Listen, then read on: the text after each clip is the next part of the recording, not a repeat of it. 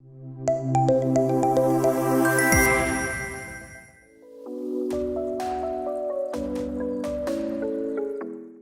in higher education, a sustainable approach, and the fourth panel topic, Digital First, the Future Readiness with Robust and Flexible Digital Infrastructure.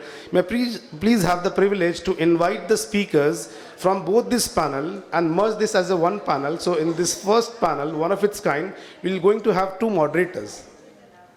Is it? Yes. So we are going to have two moderators. The panel 3 moderator will be asking questions from their speakers, and panel 4 moderators will be. So let's see how this session move and progress forward. So may I have the honors to invite from panel 3, Dr. Prem Maheshwari, Business Director, South Asia D2L. Can we have you on the stage, sir?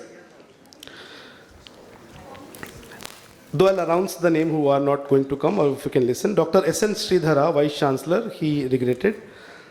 Then we have Dr. L. Mahesh Kumar, Registrar, St. Peter's Institute of Higher Education and Research. So can we have on the stage? Dr. B. Sendil Kumar, Dean Faculty of Allied Health Sciences, Vinayaka Mission Research Foundation, deemed to be university. He's on the way, will be joining anytime. May I please invite Dr. Sanjay Singh, Dean School of Engineering and Technology, Dhanalakshmi, Srinivasan University. If you're around, sir, please come on the stage. Yeah. Please be seated, sir. Yeah. Panel 4 speakers, Digital First, the Future Readiness and with Robust and Flexible Digital Infrastructure. May I invite Dr. Ramesh S., Principal, Jerusalem College of Engineering. Dr. R. Venkatesh Babu, Pro Vice Chancellor, Bharat Institute of Higher Education and Research. Professor Padmanabhan, Krishnan, Director, Academic Staff College, Vellore Institute of Technology. And Dr. Shaleesha Stanley, Pro-Chancellor, Jeppiaar University. May I please invite you on the stage, ma'am?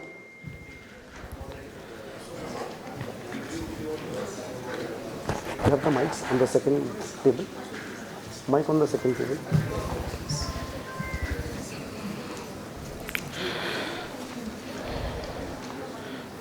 So I would invite the opening remarks of Professor Padmanabhan Krishnan, Director Academic. So he will just guide us towards how these two topics are co-relevant and how can we start the progress of session ahead. Over to you, sir. Yeah. So why this middle chair is left just to differentiate between two panelists? Can we please, yeah, someone can, ma'am. He can join at the end, yeah. Good afternoon. Good afternoon. Louder, more energy after lunch. Good afternoon. Good afternoon, yes, okay. That's it. So, warm welcome to everybody, and I thank the organizers, ArdorComm Media, for having invited me over from VIT, University Vellore. I represent the academic staff college that trains the trainer. That is, we train the faculty members and staff members so that they do their job well.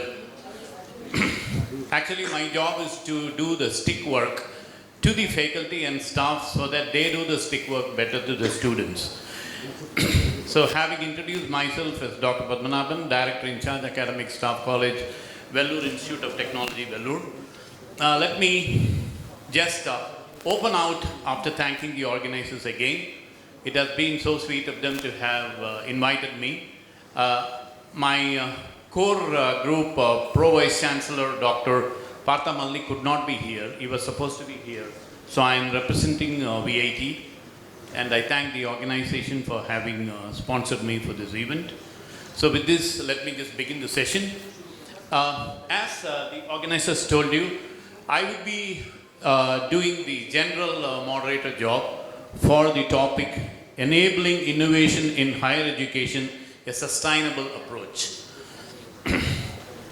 So before I hand it over to the speakers, in the first topic, we have a few dignitaries from universities.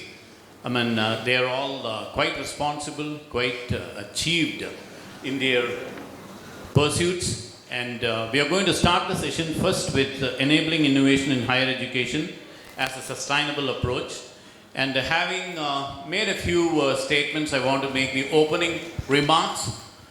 The opening remarks about enabling innovation in higher education would definitely go to putting some advanced research and doing a lot of good research so that you are upskilled and you are also enabled, and at the same time you are also totally skilled or upskilled to conduct research as well as do a good job of higher education teaching. In order to be a good teacher, it's not enough if you present, you must have a feel for the subject. As you must have a feel for the subject, what you must do is you must do a bit of research. It can be laboratory research, it can even be a very intelligent Google search, it can be statistical data analysis, it can be online simulation, whatever it is, you must be the master of what you teach. You must be the master of what you teach. So what I say is, I'm repeating what somebody else said. Purpose is what you have when nobody else is looking at you. You're not having purpose for X, Y, and Z. Purpose is deep within. As they say, Aham Brahmasmi. Like the God is in me. I invoke everything and then I do my best. I do progress. I do all positive things. And I invoke everything from inside my energy.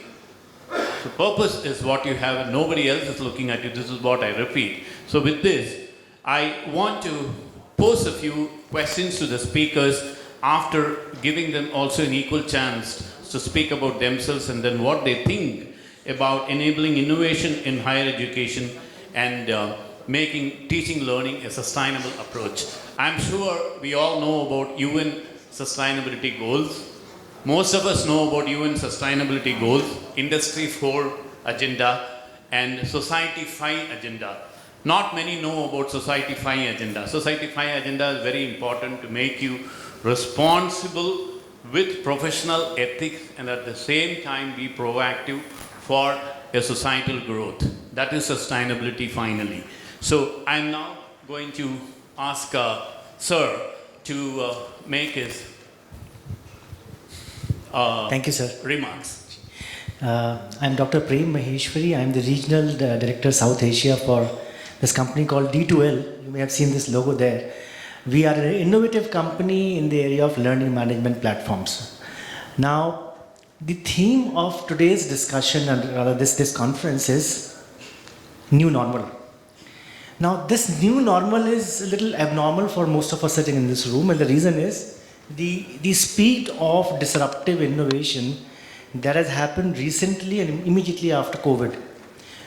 We, the educators, we, the university people, we, the teachers, students, everyone in the learning ecosystem in the higher education is absolutely flabbergasted with the speed of disruptive innovation and the changes in the pedagogical approach that we are witnessing day in, day out. So, take a little look backwards. I divide the current era into three eras called AC, BC, and DC. AC is after COVID, BC is before COVID, and DC is during COVID. So our pedagogical approaches, our teaching approaches, our learning, whether it is students, teachers, university management, administrators, anything you talk about, they have been absolutely different in the three eras. Pre-COVID, before COVID, things were different. We were happy doing what we were doing. We were still teaching in the traditional way. In the previous session, they were talking about sage on this stage and guide by the side. I think we were sage on this stage. We were doing the curriculums in the typical traditional classroom settings, taking examinations and assignments and assessments the way we've been traditionally doing over ages. A lot of things, a lot of activities, right from admission till the student passed out of the institutions, things were absolutely the way we've been doing over ages. During COVID, everything changed. Everything changed in a sense. We had to perforce adapt technology. We had to sit in Zoom meetings. Teachers had to deliver online. Examinations had to happen online. Grading, everything had to happen online. Things changed for every one of us. And post-COVID, which is this area, which is new normal, what we call as new normal, disruptive innovation search has been fantastic and phenomenal because it has touched each and every pillar of the typical higher education ecosystem. And I consider there are 4 critical areas of a typical higher education system. One, of course, is the student. That is the main fulcrum of the entire education. The teachers and faculties, they have to be excellently and fantastically coordinated amongst each other. So students, faculties, university administration, that includes the university and education institutions leadership, people like us, people who are at the helm of the affairs taking critical decisions. And fourth is the external environment that has impacted the closed environment that was operating in the university system. So external environment includes edtech companies like ourselves, includes a lot of digital solutions, applications, solutions to physical examinations, solutions to grading system, artificial intelligence, MI, AR, VR. A lot of these external environment, they have started providing a lot of solutions to the typical education scenario. So the new normal is actually abnormal for most of us sitting in this room. But at the same time, you all must realize that we all are in the process of creating history, because this is the important period which will actually be looked at 10 years from now, when education, delivery of education and imparting of education will be in a different context. More of it will be digital rather than physical, or rather digital. So I think that's the context which I think that in order to have a sustainable future, we need to discuss amongst ourselves how the technological innovations are impacting these 4 key pillars in the education ecosystem: students, teachers, education leaders, and the external environment. I think that's the context that I would like to set up, and let's have a discussion on these 4 aspects. So that's my take on this topic, sir. Thank you, sir. And I now request Dr. Ramesh to have his views.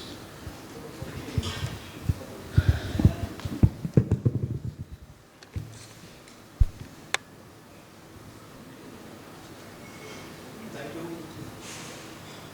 There is out of order, sir. Take change, please.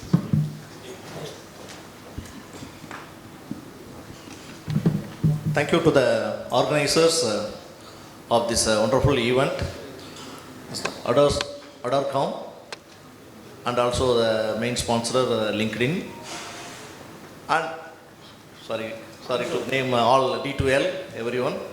And in fact, the topic, the panel topic is for us, it is given actually, digital first, the future readiness with robust and flexible digital infrastructure. So in this actually, I would like to tell thanks to what Sir Prem Maheshwari mentioned, AC, PC and DC. We should say the thanks to the DC during COVID. So the COVID makes most of the people to learn what is the digital infrastructure, how to utilize the digital infrastructure. So I think Nook and Corner, they started working in the, not only the teaching I am talking here, working also. The people started working from home. This is happened because of this digital scenario. Okay, so we should not forget where it gets penetrated up to pre-KG to higher education. Everywhere it penetrated. So in fact, we don't know how the future it will accept the penetration. How far we are going to carry out to the future students. It's really a question mark. That aspect we are going to discuss in the panel, and we will get some clarity of future for the community. Okay. So let us start the discussion. Shall I pose some questions to, anyway, sir will start on his side for the enabling innovation. So I think the context that we just discussed, I'll take that context and request my co-panelists to throw certain light. And I was mentioning about the 4 important pillars, of the typical education, higher education scenario. So my question to you, sirs, would be, how the 4 pillars, which talks about students, the faculties, the education leaders or the educational leaders in the institution or university, and the external technology players who are impacting the entire ecosystem, are working towards creating that sustainable future, which will be absolutely and entirely different from what we have been witnessing so far. Even during COVID, sir, a lot of things have happened from within the homes or within the closed 4 walls. But now, post-COVID and the onset of disruptive innovation in technology, things have changed for everyone. So my question to you, sir, will be, how these 4 pillars are going to be impacted with the onset of technological innovations to create a long-term sustainable future for all of us, sir. Thank you, sir. I am Dr. Mahesh Kumar, Registrar of St. Peter's University. It has made a big difference after COVID for all the 4 categories that you have mentioned. If you take the students, they were thrown into it suddenly. When we conducted the first online examinations, all of us were forced to do that. Anna University took it up a little later, but the other deemed universities and all, we had, as higher educations, we had to take it up immediately. This was March, maybe by May, June, we had to conduct exams. And I have a mix of students, both engineering as well as arts, and they found it really, really difficult when the first time they had to face these online exams. We also, as education leaders, we didn't know, right? We were dependent on various platforms which were offering examinations, online examinations. So we discussed with a few of them, and then we introduced the system as leader. Yes, we had to discuss and we introduced. We found so many difficulties. The first 2 days of examinations was, the exams are scheduled between 9 to 11 or 9 to 12. And we were looking after the examination till 4 o'clock or 5 o'clock in the evening, whether everybody was able to upload their answer papers. How could be the grade 1 child, sir? Huh? How could be a grade 1 child write the online exam? Correct. No, I understand. That's exactly. So I'm talking about higher education. I heard the school education in the afternoon. I agree with you 100%. See, these are all, it's not going to, anything cannot happen overnight. It's going to take its own time. I remember somebody asking me a question those days. Do you think it is here to stay? Digitalization, transformation, innovation, everything. It is going to stay. And we can't say only innovation has started taking place today. Innovation has been there for the last 30 years, 40 years. There's a difference, whatever you call. Maybe it's faster now.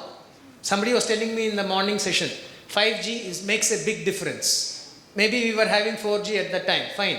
It is going to make a difference, it may make it faster. But there will be innovation always. And it is for the education, for the faculty, yes. Many of you are faculty members, I am a faculty member.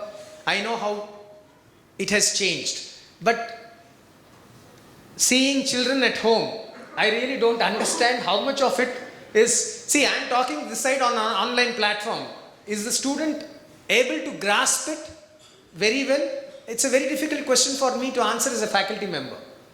As a student also, it's very difficult for them, because when you have 2 people sitting here, and I can always ask him something else. If I don't understand, I can ask him a doubt. That doesn't happen with online classes. I'm talking about COVID period particularly. Right? Now if you are attending various programs which we do, even as a faculty member, now you talk about SWAYAM or NPTEL or Coursera or whatever, some course that we are doing. That's a different aspect, even for the student as well as for the faculty, because they have the chance to discuss and work together. But we didn't have that choice when it was real COVID times, because there was no way that students were able to mingle all those issues. So I think I'm overtaking my time, but I just touched upon 2 sides of the pillars, 2 pillars at least, educational faculty as well as students. I think we can ask somebody, ask Sir to just... Can I request Sanjay to also, give the same theme and describe your experience and your thoughts about this. Sure, sir. First of all, let me introduce myself.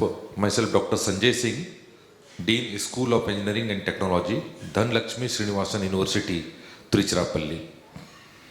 And let me express my sincere thanks to the organizer, ArdorComm Media Group, Pune, for inviting me as a speaker in this session. The topic which is given to us is enabling innovation in higher education. What I feel that innovation is not a new word for all of us. Even it was rightly described by our Dr. Maheshwari sir and Dr. Mahesh also, that the period of COVID, this innovation word, it is not new, but it has gained momentum during COVID period. And in second wave, we all know that due to this innovation, many of the lives also could be saved. Though in first wave of COVID, at that time, all of us were in tight gripped situation. So what actually, we say that students, they are going for online and online education, whether it will be effective or not in future. We say about normal condition before COVID, then abnormal, and we don't want to say normal now. After COVID, we don't want to say normal because it will be describing the period which was there before COVID. So we have named it as new normal. So in this new normal, innovation, as we said, that it is not new. But in higher education sector, if we see, because I also belong to higher education institution, we see that innovation is misinterpreted by some of our students. What they think that innovation means completely new. Something invention has to be done or discovery has to be done. That only we are talking about. So it's not that completely new. It's something, some change which can bring some value. Change which can bring value. So now we need to inform the students clearly that it's not that we are asking you to innovate something. It's not innovate or invention or discovery. It's that see the things little differently. If anything it is there, always do not think that it is satisfying my need. My need may be different. And that is the thing going on in our mobiles and all which we are having in our hand now. Every day people, they used to think it differently, and they think that if I can do this particular thing, I will be able to pay money. Then suddenly GPay and Phone Pay and net banking and every other facilities, it has started coming. So this innovation, as I say, now when we have said that innovation is something change which can bring value to the product. Now suddenly what's the challenge we get it? Suddenly more number of ideas are coming. Now students also and the faculty also, they may be in a position of dilemma that which idea should we take further? Which idea should we take further? Because this innovation word is not limited to bringing any idea. That idea should be workable, that idea should be technologically viable, that idea should be economically feasible, and that idea also should be taken to the market, to the customer. Customer should like it. It means all other external collaborations and involvement of other stakeholders, industry, and in this way, startup and entrepreneurship. Further, this innovation itself is leading to entrepreneurship and then further startup. And we all know that startup is not so easy. It's not so easy. We should not take it easy. So, though in the morning itself, CEO of ArdorComm Media Group, Mr. Anand, he has already, Mr. Chandan, he has already described that how he started this particular startup and became an entrepreneur. So entrepreneurship is not at all, we can say that, very pleasant journey. It needs a lot of hard work. It needs a lot of strategic planning. It needs even funding also. So in this particular areas, simultaneously when we talk about innovation, so in higher education, these things also should be brought in curriculum. So we are bringing only innovation and entrepreneurship generally. We have added one particular subjects, 2-3 subjects, entrepreneurship, then innovation, startup, but we do not go in more detail about economical things. So challenges for any startup or challenges for becoming an entrepreneurship has to be said clearly, that risk-taking capability. Risk-taking capability, if the person is having, then only one can proceed in this particular area. So this is my observations and my own points in this particular aspect. And certainly I feel that through the use of technology, this innovation can be given a very good shape, and a strategic planning, technical planning, everything can be done. Then certainly it is a very good initiative that it should be taken to all higher educations also. So thanks for the opportunity given to me. Thank you very much. Thank you so much, sir. I think fantastic views about it. Now, before I conclude, this topic and go to the next topic, I just want to share some experiences of innovation that happened in the, post-COVID area, the DC. Sorry, not DC, AC, after COVID. Now, we have some 1,500 higher education clients across the globe in almost every country, and we did a survey to find out what exactly innovation they did in their modus operandi of teaching and learning because of COVID in these times. And certain very interesting cases came up, and I'd like to just narrate a couple of them. Sir was talking about the difficulties that students had during the examinations, and few of the universities did some innovations. One of which was, for higher education institutions, they, instead of a regular written long answer or short answer examination, they did an examination called OBOW. OBOW was Open Book, Open Web Examination. So what they did was that, based on the subject that the examinations was conducted, they found out a live case study of some company or some, industry or some, topic from the internet. And that was created as a question, and students were given 24 hours to solve that case study, during which these students were motivated to cheat, in the sense that they were allowed to actually refer to all the books that they had. They were allowed to go to the web. They were allowed to talk to their pals, their friends, their seniors, parents, anyone they wanted, and then come out with the solution, because they believed that in real life situation, when we come across a problem, that's how we solve it. We don't close ourselves in a room without any internet or telephone and we solve a problem. We actually talk to a lot of people we know and then come at the conclusion. This type of examination was actually considered as one of the most toughest way of examining a student, rather than the way that we've been conducting examinations. Second thing, one of the survey also told us that they use technological platforms like LMSs, learning management platforms, to find out and categorize these students into 3 categories: the intelligent one, the mediocre ones, and the laggards.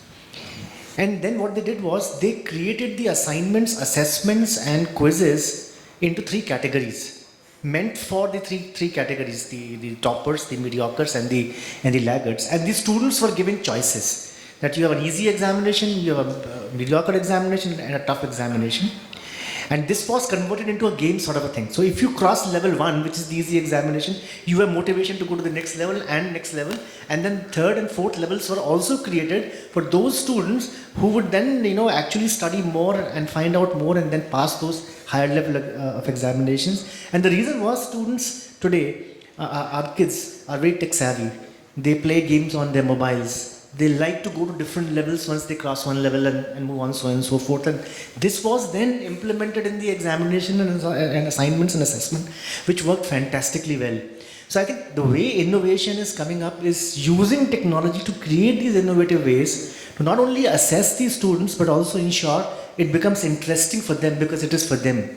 They need to learn, they need to see what is happening around them in the technological area, and then use the technology to actually learn better than us. That's the advantage. So I had these couple of cases which I thought let me put across to the panel. Yeah, ma'am.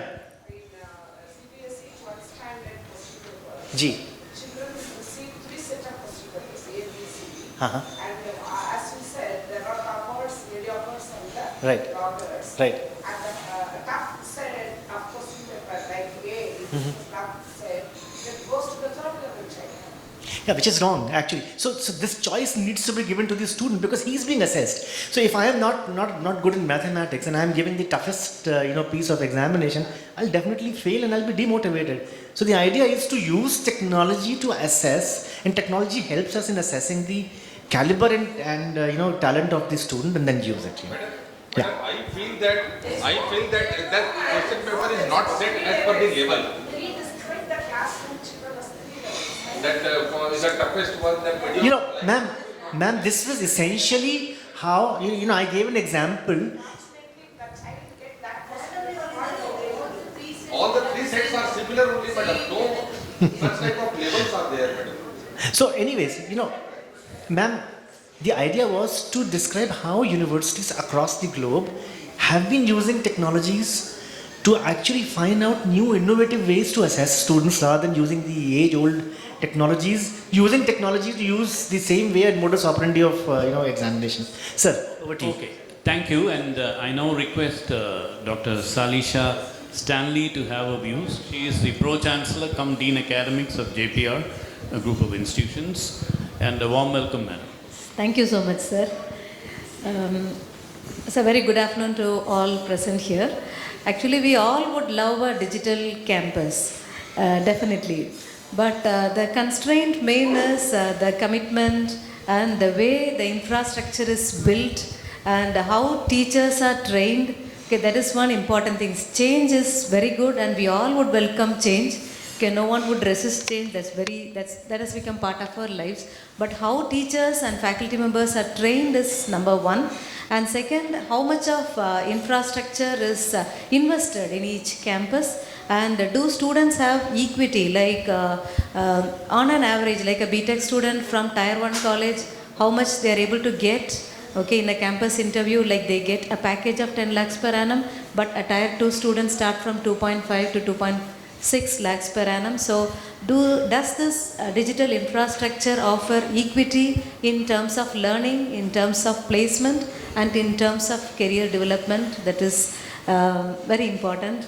And another thing is like, okay, we have moved from this COVID times, like we institutions which strongly resisted usage of mobiles inside the campus also have to shift to digital learning. So, but honestly to say that students didn't have proper access, like the socio-economically deprived population, we could say that they didn't have equal equity, like they weren't the beneficiary of digital learning at all. Okay, so if you see the network coverage in rural areas and the Kanyakumari districts, and so students really missed out a lot of classes. Their interest itself is very less percentage, but their participation is even more less. Okay, so the way this digital campus should be equipped. Anyway, we all would agree that students are treated in an equal way only in educational institutions, the place where they come to study, whether it is school, college or university. So here at least if the digital campus is equipped well, okay, so with the developed laboratories, at least the education would be equal to all the students. and certain innovative things like we would say in institutions like colleges and all. Only now this autonomous are deemed to be universities or state private universities. These online courses like MOOCs, Coursera, NPTEL and all have become part and parcel of the syllabus. Earlier it wasn't like that, like only whichever is set by the affiliating university, students need to follow. So this digitalized environment is really helping students, and to what extent could we tap the potential, we should discuss. Okay, so thanks for the opportunity, and I hope we would have future learnings in this topic as well. Thank you. Thank you, sir. Thank you. And I would like to personally add a few words about design, innovation thinking, and development or sustainable activities. Like, I'm sure all of you would have taught design from the mechanical engineering point of view, electrical engineering point of view, or design of a new species of plants and so on. But what is design? Design is the complete information that you require in order to develop a product or render service. You can even have evil designs, but you need a set of information to do the evil designs. You can have theater design. You must have the script, you must have the lighting, you must have the sound, you must have the actors, you must have direction. That's again a set of informations that you require to render service or deliver a product. Mechanical engineering, bicycle. You need the materials, you need the design, you need the manufacturing route, you need the product working, all functional tests, and then product costing, survey, a new cycle, and so on. So that is design.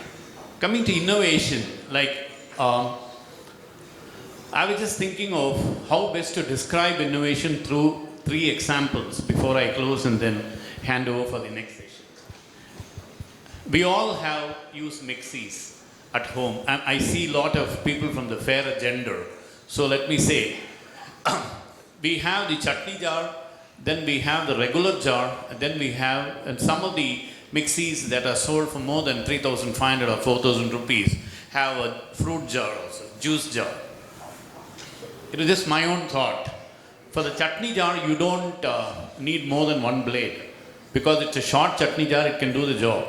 But many of us have spent more energy on stuffing the sliced fruits down to the single blade that rotates at the bottom. What if you have a tapered stem that has 2-layered rotor blades? If you have 2-layered rotor blades, like the rotor blades, when you just stuff the entire fruit in it, it will all be reduced into pulp or liquid with the same energy, right? Because the mixie that runs at 500 watts is going to run in the same manner. So this is called vertical thinking or a tandem thinking, where you can use a mixie more effectively and reduce the time to make fruit juices, right? You don't have to keep stuffing the fruit or pulp or whatever it is down to the lower level where it rotates and becomes liquid. Number 1. Number 2, let's say we are using a new bicycle. I'm going to develop a new bicycle, I want to innovate. How do I innovate a new bicycle?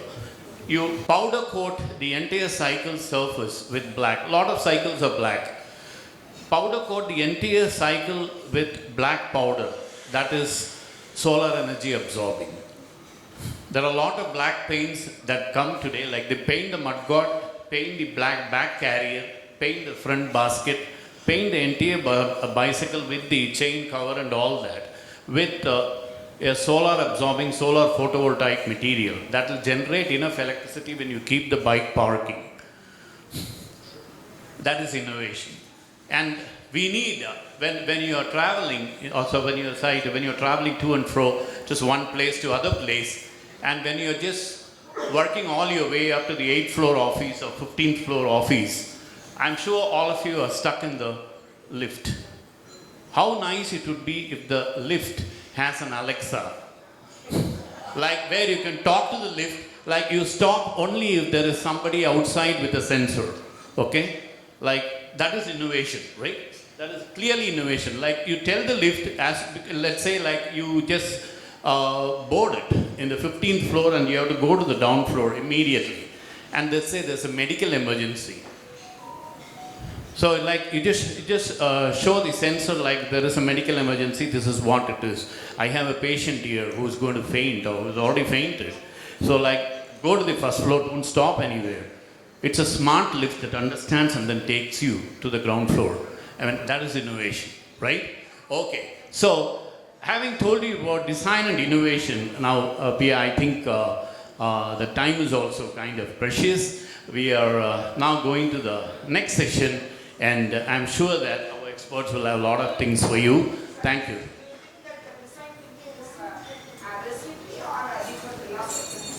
Design is philosophy. It is a methodology. It is a process. It is an evolutionary process. Like, I'll tell you one thing. Man and monkey are from the same ancestors. Okay, that is proven. Okay? Some of you might have religious beliefs that do not agree with this, but it's a different thing. But generally, evolutionary experts agree that man and monkey are cousins. Chimpanzee's gene is only a bit different from our gene. Okay, he cannot talk, we can. That's the only difference. And as we are from the same ancestors, it is evolutionary. But see the world. Nature has something in price for you. The amoeba, or the irregular microorganism that evolved 3 to 3.5 billion years ago, is still an amoeba. It has survived. It has survived 3 to 3.5 billion years where a lot of species, mammoths, dinosaurs, all these have perished. It is only 50 to 100 microns in the irregular diameter. I'm sure biology teachers will know better. And it has survived all the rotationary differences, thermal differences, deluge, and drying up of river basins, anything, it has survived. So, I would say design process, evolutionary process or thinking process is first for survival, then for evolution. It's a philosophy. Thank you. Thank you, sir. I think since we're left not with much time, maybe I'll ask all of the panelists to, give at least a couple of lines to conclude what they think about the sustainable innovation as we move forward, and then maybe for the last 4 or 5 minutes ask the audience to ask some questions. So let's do that. We'll start with you, sir. Yeah, I think we have had an understanding of what innovation and what are the difficulties that we will face as far as digital infrastructure is concerned over the last few minutes. As an leader, education leader, I'm of the view that universities have to work in the area of education, in the area of research. He pointed out as the opening remark, research, how we are going to transform, strategic transformation, how we are going to transform ourselves, our universities into higher level, both in terms of developing the students as well as the faculty. And he touched upon about entrepreneurship. I have been in the entrepreneurship movement for almost 15 years now as a technology business incubator that we have in the institute. We have been observing. So entrepreneurship is also a very, very important facet of innovation which is developing. See, from the perspective of the regulators that we have, UGC or AACT or anyone for that matter, they are also promoting innovation. You have Institute Innovation Council now, which is mandatory for all the education institutions, irrespective of whether it's an engineering college, arts, whatever. All colleges have been asked to set up IIC. So these small things, this was started about 3 years ago or 4 years ago. It has made a big difference. I have been to so many institutes and I've observed students now start thinking in those terms. So these are some of the key takeaways that I have observed as a panel member as well as an education leader. This is what I have observed in my experience. So we have to sustain it. Sustainability automatically will come. So I'm not at all worried that it will take some time. It will automatically, we will sustain whatever it is. Right, I would request Dr. Sanjay Singh to. Thank you, sir. as we said, that digitalization has brought certainly revolution in education. And in the morning session, some of the panel members, they brought out that 40% of our students, they are coming under the category of unreachable to the technology. Of course, we do have challenges, but it doesn't mean that we should not support the advancement of technology, or we should start saying that no, we do not want technology. Certainly, we need to think in some other way that how 40% of the student, they should be brought under that reachable category. So in this particular part, we need to think over, instead of thinking that this digitalization and online classes are not effective, or technology is not fully efficient and effective. In this way, it will not be bringing. Certainly, advancement of technology, we cannot stop now. We cannot stop. So, morning also, as I said that there is a saying that either get updated or become outdated. So, certainly, nobody wants to go into the category of outdated. Everybody wants to get updated. So that updation in technology also will be taking place, updation in our aptitude, attitude, simultaneously in technology. We need to bring it to the education sector. That also we need to take care, and it will be there. Whether some people, they may say that we do have some of the persons also, they are not in a position to utilize the technology, and they are accepting that the traditional methodology only was good. But now, instead of going for only one methodology, blended teaching methodology has come up. So blended teaching methodology, of course, it is proving effective. After taking even chalk and board, it has not gone anywhere. Absolutely it is there. It will be there. Presence of teacher, of course, it cannot be the importance of presence of a teacher in classroom. It cannot be compared with any type of online classes. Certainly, effectively, as we say that when we want to make a curry and then all, we start adding some lavangam, elakai and other things and all. What for it is? It is for bringing a flavor.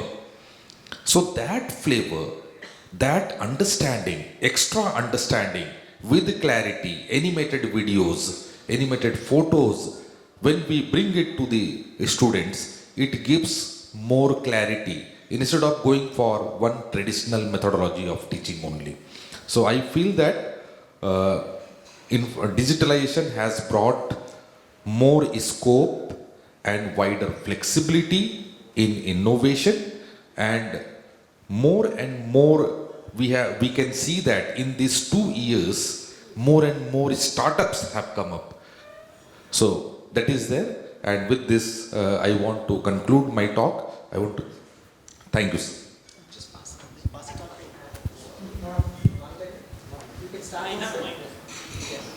Yeah, like Dr. Ramesh, you want to say anything? Yeah, of course. The revolution makes that innovation, the subset of innovation, it comes into that digital shifting is taken care. In fact, we forgot to analyze some point here. The city like Chennai, Bangalore, these students, how they accepted this digital shift. At the same time, we need to think about the students from rural, totally it's a remote village. They have some difficulties, still they face, okay. So here in this forum, I would like to discuss that point. So how we are going to overcome their learning curve? Okay, the learning curve should be a uniform and it should be a fixed one. Okay, so the region wise it should not be differentiated. So in that aspect, we need to take care that higher education it should taken care in the concerned institutions. They upgrade their infrastructure, digital infrastructures effectively. Then only it is possible to concentrate that student communities into same level. That is my feeling. So with this, by putting this point, I will conclude my discussion here. I'll add one or two things. Yes. So as of now, these higher institutions, like higher education institutions, and a majority of us have this computer science, engineering or information technology facility, and schools do have this computer science laboratories. But to start with digital campus and digital process, no, we could start with virtual reality or augmented reality based laboratories, which can replace the expensive instruments that we need to invest in. And second thing is, like, we can go for blockchain technology with this openware software itself, and we can go for storing all students' data and everything which is required for accreditation or affiliation processes. Then even we could go for AI based analytic tools by which we can go for admission analytics. What is the market trend and what is the financial analytics and placement analytics? Like, we can go for any analytics software, and deep learning would also help students. So to start with the basic infrastructure that institutions would already have, we could go in for these things. Then slowly we would take our campus into a fully digitized campus, and we would be able to make our students competent enough to compete with students of developed countries too. Okay, so thank you for the opportunity, sir. Thank you, madam. Thank you for your nice words. We had quite a bit of thought process, innovation, and about sustainability. We had lots of inputs from experts here. I now thank all the experts, and a special thanks to the D2L executive who was moderating everything to us with the 4 pillars philosophy. And before I kind of close down, I would like to say a few things and then leave the session open to the audience so that we can have a few quick questions and then answer them. The questions are common to all of us, any one of us can answer, because not all of us is an expert in everything. So what I would like to say is, at VIT, I would like to share some personal notes and the experience that we had at the Vellore Institute of Technology University.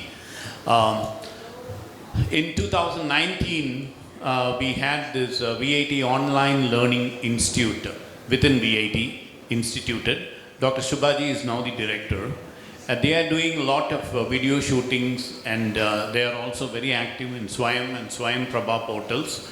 Some of our VIT faculty members are giving courses, and the online degree program that VIT has promoted after 2019 has taken really huge proportions in leaps and bounds. We are offering MBA, MCA, MSc Data Science, BBA, BCA and BCom through online portals. It's through distance and digital learning. And they are also doing a lot of video shootings and then video clippings for projects, sponsored projects, as well as special courses for students. Please visit the VITOL site and then interact with us. For myself, I am from the Academic Staff College. We train the trainer, and our job is to train the faculty members, empower the faculty members, as well as the staff and the TRAs, teaching research associates, as well as the PhD scholars. Everything, we do everything from LaTeX training to Word or Excel training to writing papers, writing proposals, to 5G technology, communications, and then even I even teach Tamil for non-Tamils from North. Some of the North Indians who come to VIT, they told me openly, like, sir, within the campus language is not a problem, but when I go outside, if I speak to the Richawala, they are the shopkeeper in spoken Tamil, they are very happy. We are able to integrate better. So we are doing even that, apart from a lot of technical forefront topics like 5G technologies or 6G or communication, or testing, penetration testing for cyber security. We do all sort of faculty development programs, and we do about 15 faculty development programs per month. I do about 150 faculty development programs per year. And every month, 1 or 2 of them are on mental well-being, financial well-being, like how to save your money and then use it justifiably, and yoga, music, and knowing to relax. Only when you relax, eat and sleep better will your creative juices be proper. Otherwise, you'll run out. You'll be using the same thing. And I now, with the concurrence of other members, I now open the topic to the audience. Feel free to ask us anything. We'll tell you whatever we know. Thank you.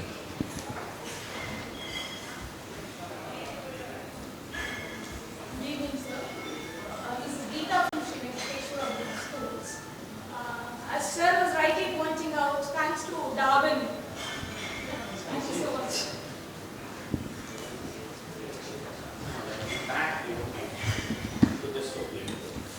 As Sir was rightly pointing out, thanks to Darwin, that man comes from a monkey. Thank you for. Doesn't come from monkey. Man and monkey are from the same ancestors. From this, yes, exactly. Our common ancestors, Proclupitae. Yes. And my one insight as an young educationist, what could be the key areas that I should focus, and what will be my perspective on making the students on the key areas of innovation, and what will be the impact factor on it? Can you, if you could, thank you. So I think key areas of innovation and the impact that you're soliciting from these students, one and the only answer to this is engagement. Engage with these students in the best possible manner. And the reason is that students today are even more innovative than us. They're using technology better than us. The way they use mobile phones and technology is far, far better. The apps they use, I think we use just 5%, 6% of the apps that are available in our mobile phones. And actually I've seen that students are using technology for teaching and learning, for learning in a much better way. So I think we need to understand that they love technology, they love mobile phones, they love gamification. So I think what we need to do is to engage with these students. We need to come to their standard, to their level, and the delivery and modus operandi of teaching and learning has to be in the form of a gamification mode, so that they understand, they love it better, they engage with teachers and faculties in a much better way. So I think that's my perspective. Just wanted to add on that. Yes, sir. As an young educationist yourself, what you need to do is you have to upgrade yourself constantly. No second thoughts about it. See, there are so many, I just touched upon it, Swayam platform, right? There are so many courses for us. I take courses even today, which will help us understand what is the latest development. As a teacher, we should keep ourselves developed. That's what is more important. Thank you. Thank you so much. Just one point I Yes, want sir. to With add in pleasure. this With one. pleasure. Thank you very much, madam. Thank you, sir. And that presently we do have theory 2 lab. Means first we conduct topic in the class, then we go to the lab. I feel that there is a need now to go for vice versa. First practical, then go to the class. Certainly there will be a change. Like I am giving you an example. If I am a physics teacher and I am going to the class and first I am explaining complete about resistance, what it is and how it is connected in series, how it is connected in parallel, what will be the total resistance in class first, then I am going to the laboratory and I am showing. It will be more better if first we will go to the laboratory itself. This is the resistor, it is connected, okay, what is the output? And then we will be going to the classes and then we can. So if this can be implemented even in higher education, it is my personal opinion that there will be a certainly change and it may bring more innovation. Thank you very much.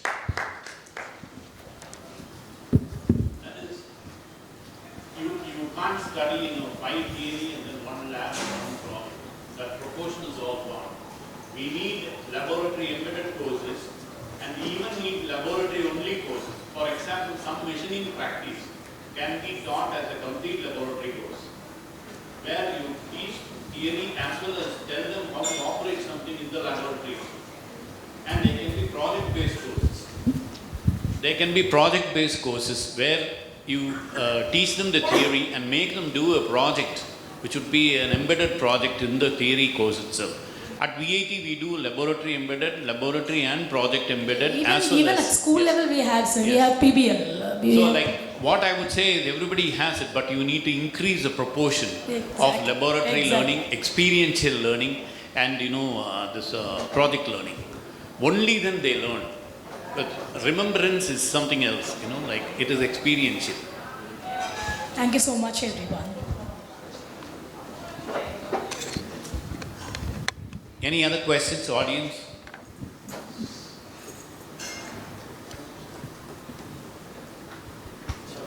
In that case, I think on behalf of the speakers and on behalf of Sir from D2L Technologies, with whom we work, our VTOL center works with D2L.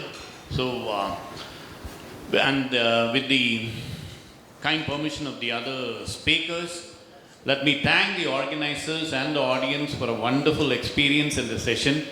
And we only wish that this Namma Chennai program by ArdorComm Media would go and grow in large proportions, and it would have an impact or a definitive impact on the higher learning and higher education and higher learning experience. So thank you so much. Namaskaram. Thank you so much. That was really wonderful session, 2 panels together, it was wonderful. So now we'll go with the felicitation, which is very much needed because you guys have given so much of ideas and so many conversation which has been happening in a very, very useful way. So I'll call upon Dr. Prem Das Maheshwari sir to felicitate Dr. V. Rajendran.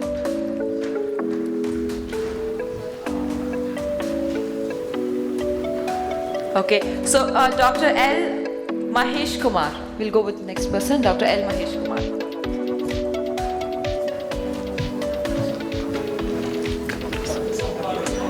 Yeah, we can go forward.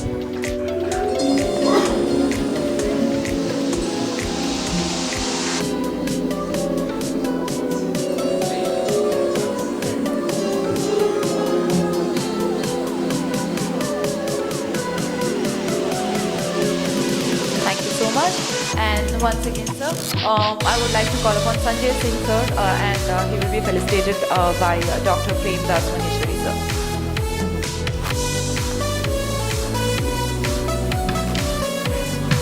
Okay, and to felicitate Dr. Prem Das Maheshwari, sir, I would like to call upon Dr. Ramesh S.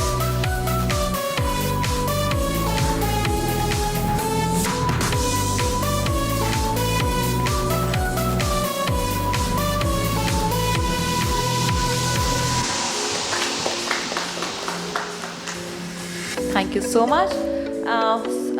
Ramesh sir, you can stay forward. Okay, so I would like to call upon Dr. R. Venkatesh Babu to sir come forward so that Dr. Ramesh sir will felicitate. He's not here. Okay. Professor Padmanabhan Krishnan sir is here, right? Yeah.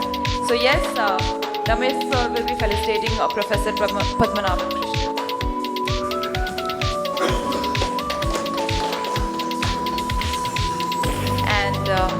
Ramesh sir, once again, I would like you to felicitate Dr. Shaleesha A. Stanley.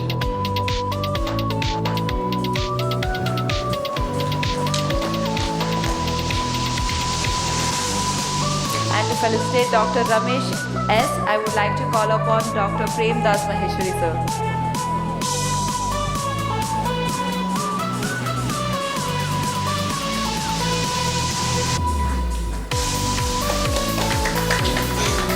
Thank you so much.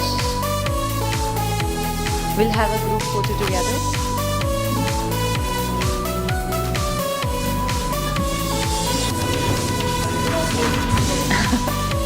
You can do that though.